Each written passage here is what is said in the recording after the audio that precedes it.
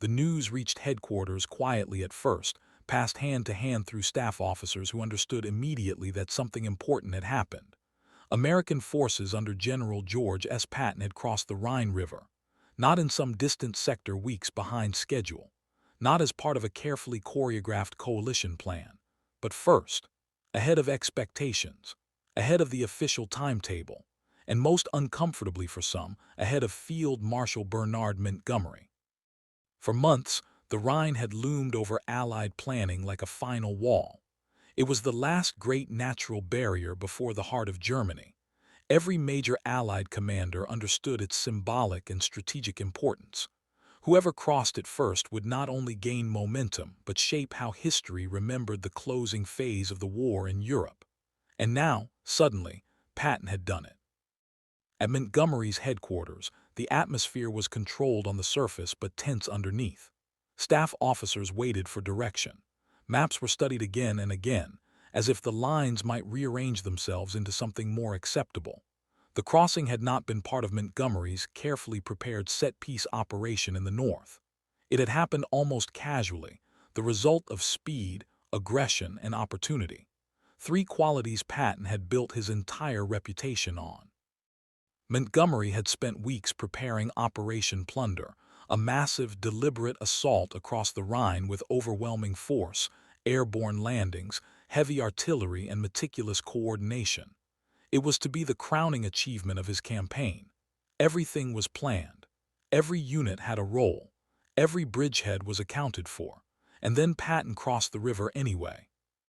The irony was not lost on anyone.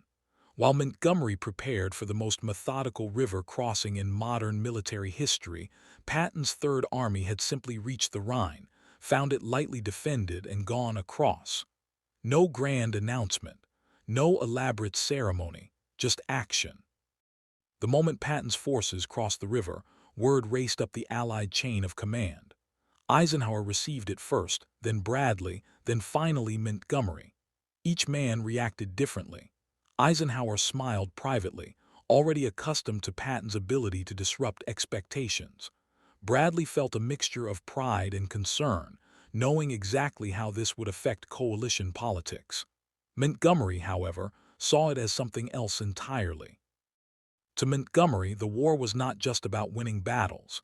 It was about doing things the right way, the orderly way, the planned way.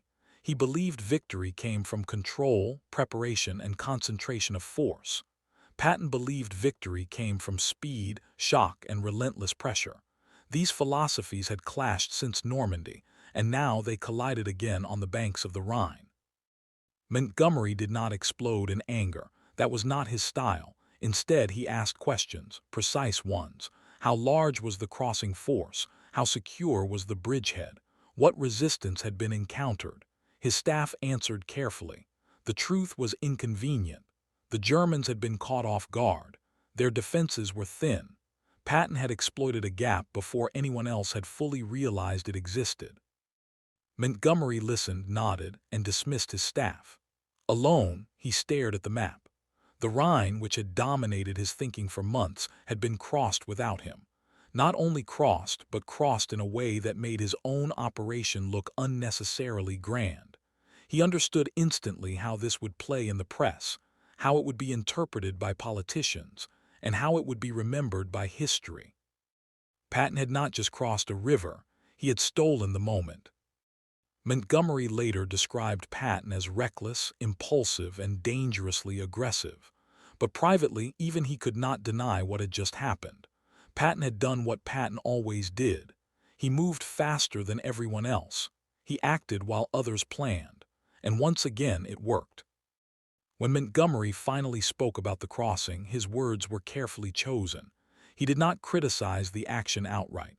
That would have appeared petty and counterproductive. Instead, he minimized it.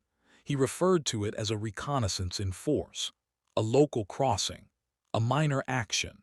He emphasized that the main Rhine crossing, the decisive one, would still be his operation in the north. But those who knew Montgomery well could hear the tension beneath the words.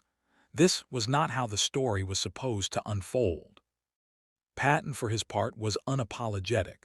When informed that his crossing might complicate higher-level plans, he shrugged it off.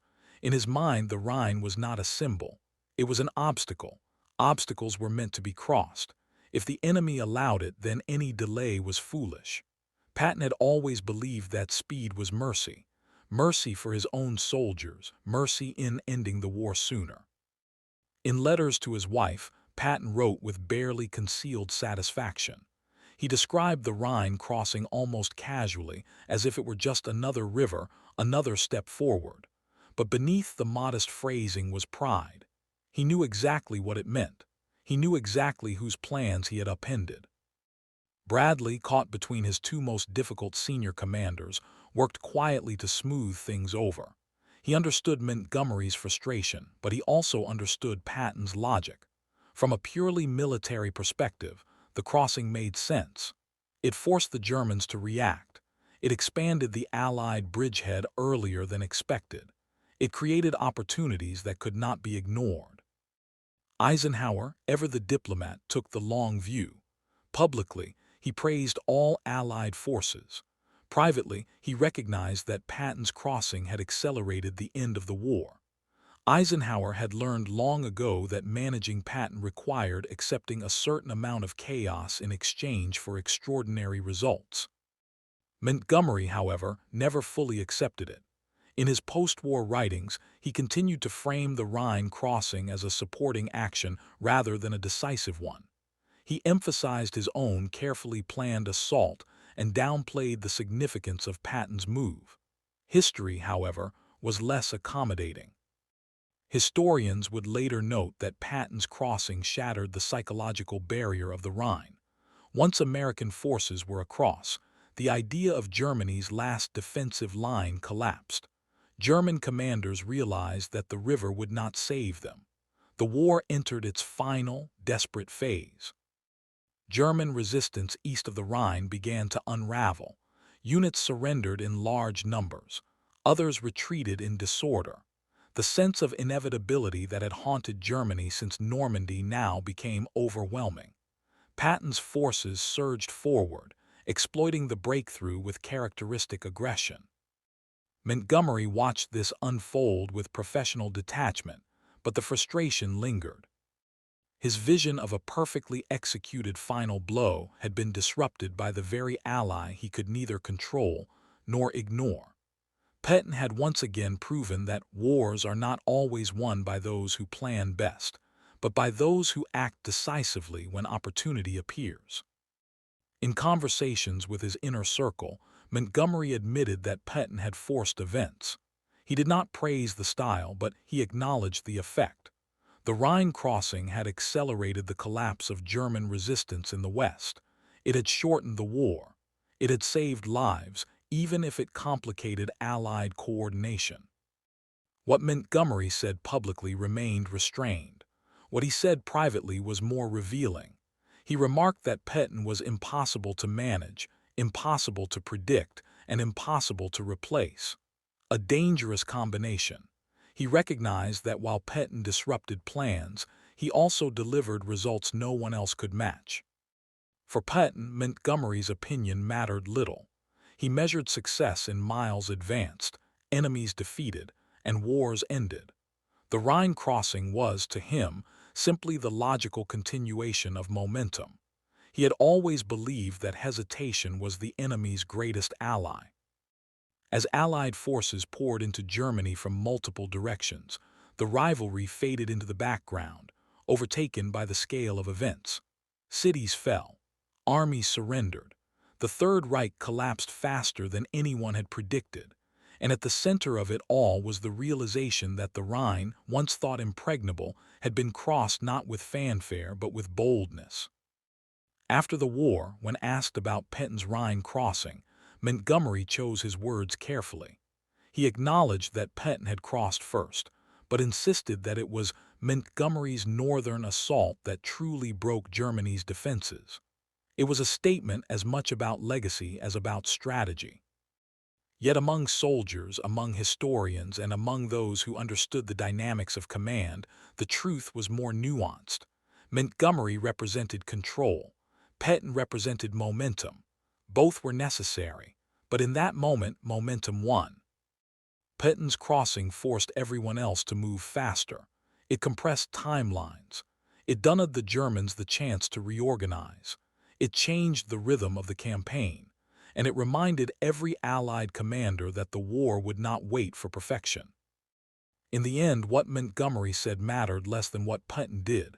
Words could shape narratives. Actions shaped outcomes. The Rhine did not stop Patton, and once it fell, nothing else could stop the Allied advance.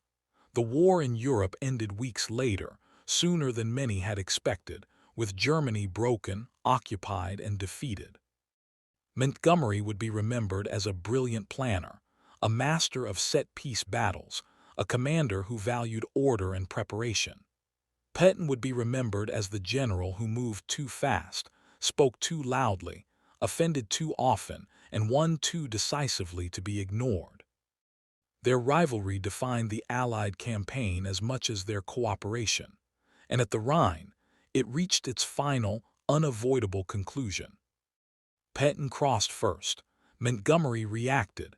History remembered both, but it remembered the crossing as Patton's moment. And that, more than anything Montgomery ever said, was what truly mattered.